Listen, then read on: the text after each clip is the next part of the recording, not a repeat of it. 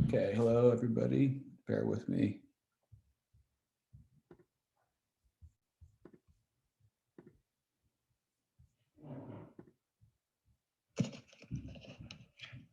Okay, welcome. Today we're going to talk about attitudinal polarization on social networks using a cognitive architecture perspective. My name is Mark Orr. I have Andrea Stocco, Christian LeBierre, Don Morrison, and Michael Martin. I'm going to go pretty fast, so just rewind if you need to.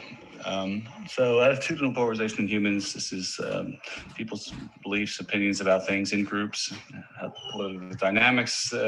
People explain and understand this kind of phenomenon from different scales, different disciplines. Not always, they're mapped in a certain way that's expected, but they're not always separate. Sometimes there's some crossings across scale. Our approach is to mix cognitive architectures with social psychology and bridge to the sociological scale using social networks. We're motivated by the idea of an irrational analysis of social systems motivated by Anderson's score 1991, Reflections of the Environment and Memory. And we just want to mention that when you think of social systems, you have the problem of reflections of memory in the environment and the environment and memory, both. And there's a feedback loop. The method that we've used is discrete time agent-based modeling. We're using a graph-based social simulation approach. We have 200 agents. Each agent is an IBL agent using ACT-UP implementation. The vertices are agents, individual people, supposedly, and the edges represent social connections, communications. We're simulating attitudes. This is from social psych, single attitude objects, for example, a brand of coffee or cats as a pet. Associated with the attitude object, we have narratives. These are 10 symbols, 10 narratives. They represent belief, and they each have a fixed valence. This fixed valence is a normative thing. It's an evaluation of goodness or badness, desirables or not, that's shared in a population. And it's scaled from negative to positive. Negative's bad, positive's good. We initialize simulation by initializing each agent's memory with a set of chunks. Chunks are a two-tuple narrative and the mapped valence. It's fixed. We assign the agent with an initial attitude value, and we generate 100 chunks. On the right, you see 3 panels. We have 3 conditions of doing this that are between subjects or between simulations. But so you understand how this works, let's look first at panel A, the centrist condition. We have centrist, linear, and polarized. We're going to look at centrist. You have a distribution. We pull from that distribution. That's the normal distribution that you see. Let's take agent I as an example. We pull one pull from that distribution gives us negative 0.27 as the initial attitude of this agent. We then have 10 fixed valence values of the narrative symbols for centrist. They're defined. You can see them. They're noted by the small black bars that are vertical. And we assign 100 chunks from those 10 valence values for those 10 narrative valence pairs to that agent to try to get near negative 0.27 in the aggregate. Linear and polarized are 2 different conditions, same process, except that the fixed valence values of the narrative symbols are different, and they're represented here. Polarized, you have 5 symbols overlaid for -1 and for 1 valence values. We have 3 conditions. I just went over valence distribution. We have rewiring probability, which is a way of going from a highly structured graph to a random graph, and we have memory decay.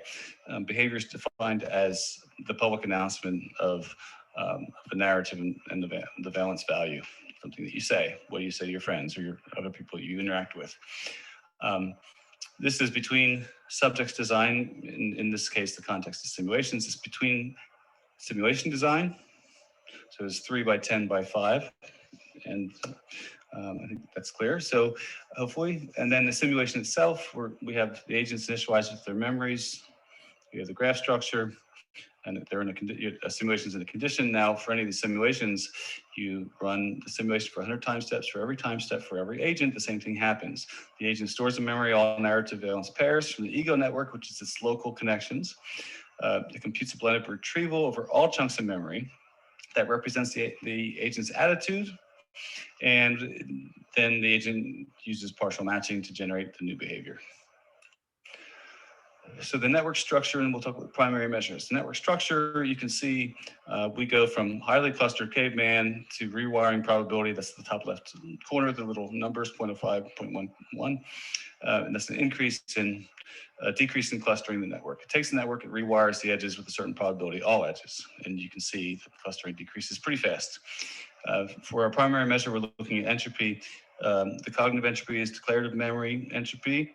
It is for each agent, then we aggregate across agents. Social entropy is the entropy of all of the publicly endorsed behaviors, all the narratives in the public sphere on the whole graph.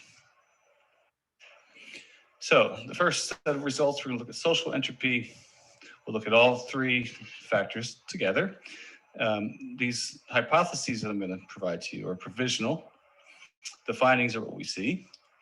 And let's see, other point. Oh, so I break this up into 5 panels by memory decay. We're going to look at different panels, but you could actually just look at one panel and see all these findings. Just to be clear, I just separated them for clarity so that the screen's not too cluttered. So the rewiring probability factors on the x-axis, the y-axis is social entropy. Panels are decay, and the valence distributions are on each individual line. And right, this is the last time tick. This is the end of the simulation. So we want to see, where does the system end up? All right.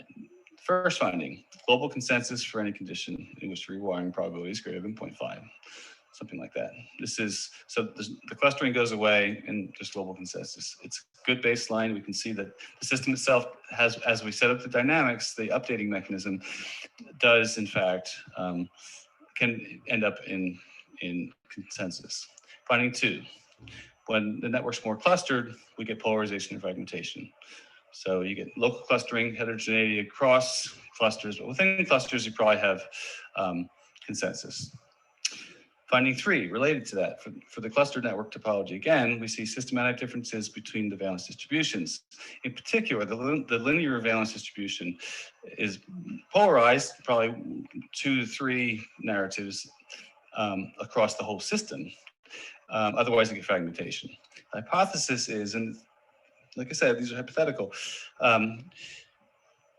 When the centrist and polarized conditions, there's ambiguity or a lot of semantic similarity across the narratives. Okay, so for polarized, for example, if you 5 narratives all have the same valence, valence being the semantic, and that's not true for the linear valence. So we have to explore this further, and there's other explanations we might come up with, but that's an intriguing piece. It was somewhat counterintuitive. For cognitive entropy, we're going to look at 2 different slides. First one is looking at rewiring probability and memory decay, and looking at cognitive entropy as the outcome. The first finding is that clustering is reducing cognitive entropy. We think that when the social environment is more stable and less diverse, memory is more ordered. Second finding is that cognitive entropy is more dependent on memory decay when you have less clustering. So, basically, memory decay is important when you have more complex temporal dynamics. Hypothetical, to be tested. That's it for our results. Points for discussion. Very simply, I mean, really, this is provisional work. Cognitive and social structure and the relations. I think I'm not going to go in order here because this is too much text. But this is something that will take a lot of work across disciplines. We've worked together for years in different ways with sociologists, people in this room, economists, computer scientists, cognitive scientists. I'm a mixture of those by training in different disciplines. And I think it takes a while to really get the different perspectives together in a team where they understand each other. But I think it's important. And I think that the only main question is, to me, is we're looking at a closed loop system, these social systems. So the rational analysis of social systems is looking at a closed loop system. When you think of that from that perspective, I wonder if, I'll put it out there, what do people think? Do cognitive architectures, as we have them now, do we need to rethink what they are? I asked a sociologist this morning and he said yes, but he doesn't know what they are, but he does kind of. So these kind of questions I think are important. You need to bridge disciplines. The next steps, I'll just go over these quickly.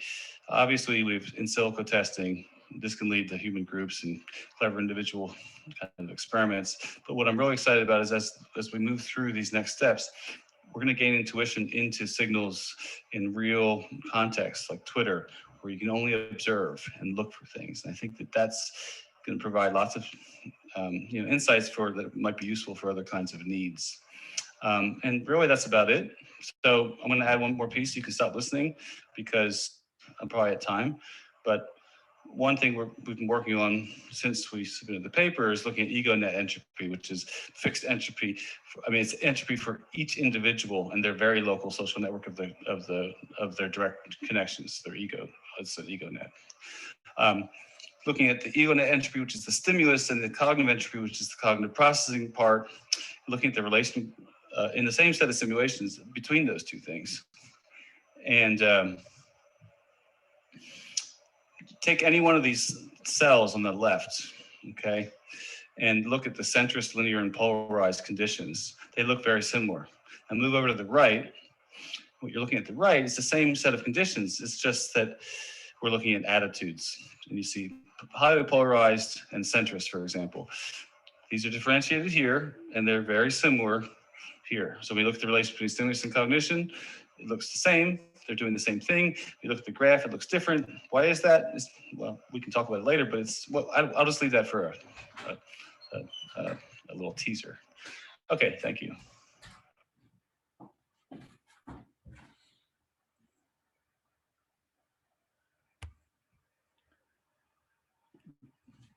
Okay, I think that's it.